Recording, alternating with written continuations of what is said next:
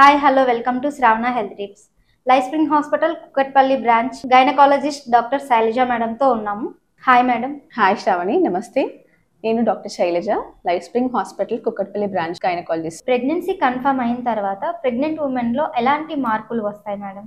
అంటే ఒకసారి పేషెంట్కి పీరియడ్ మిస్ అయింది అనుకోండి, సో వెంటనే వాళ్ళు ఒకసారి ఇంట్లో యూరిన్ టెస్ట్ చేసుకోవాలి. సో 2 లైన్స్ డార్క్ లైన్స్ వచ్చాయి అనుకోండి, అంటే కంట్రోల్ లైన్, టెస్ట్ లైన్ రెండు కూడా సమానంగా ఈక్వల్గా వచ్చింది అనుకోండి, డాక్టర్ని కన్సల్ట్ చేసి మెడిసిన్స్ వాడుకోవాల్సి ఉంటుంది. సో వాళ్ళకి ఫస్ట్ మోస్ట్ కామన్గా సిమ్టమ్ ఏంటంటే కళ్ళు తిరగడం, గిడ్డినెస్ అనిపించడము, తర్వాత నాజియా, వామిటింగ్, సిక్నెస్ అనిపించడము, అండ్ సడన్గా ఒకసారి చాలా నీరసం అనిపించడము, ఇవన్నీ కూడా మోస్ట్ కామన్ సిమ్టమ్స్.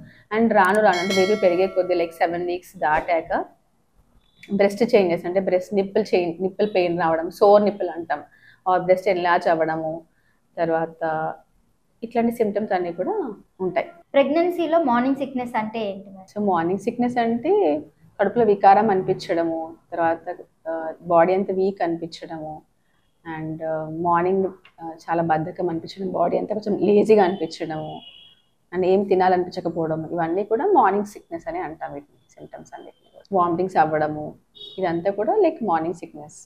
ప్రెగ్నెన్సీలో వాంతులు వికారము తగ్గాలంటే హోమ్ రెమెడీస్ కాకుండా, మెడిసిన్ కాకుండా ఇంకేమైనా చేయొచ్చా మేడం? సో ఇది వెరీ గుడ్ క్వశ్చన్. ఇది అందరికీ నేను ఒక లాస్ట్ పాయింట్ చెప్దామని అనుకున్నాను.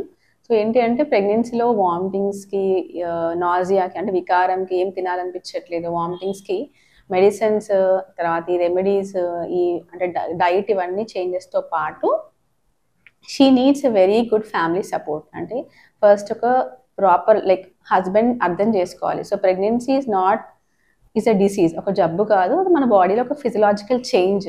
సో బేబీ వచ్చింది, బేబీ వల్ల కొన్ని హార్మోన్ చేంజెస్ వచ్చాయి. సో దానివల్ల ఆల్మోస్ట్ 60-70% ప్రెగ్నెంట్ ఉమెన్కి నాజియా, వికారం అన్నీ ఉంటాయి. సో ఫస్ట్ హస్బెండ్ సపోర్ట్ ఉండాలి. ప్రాపర్గా వాళ్ళని కొంచెం ప్యాంపర్ చేయడము, కొంచెం జాగ్రత్తగా చూసుకోవడము, అండ్ వాళ్ళ ఫ్యామిలీ సపోర్ట్ అంటే మదర్ సపోర్ట్, ఇన్లాస్ సపోర్ట్ కూడా చాలా చాలా ఇంపార్టెంట్.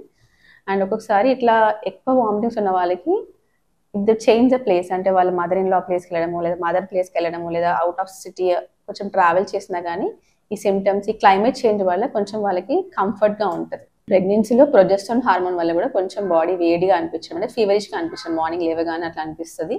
అండ్ చాలా ఎమోషనల్ అయిపోతారు. అంటే ఎర్లీ ప్రెగ్నెన్సీ స్టార్టింగ్ ఫస్ట్ 3 monthsలో పేషెంట్ చాలా సెన్సిటివ్ ఉంటారు.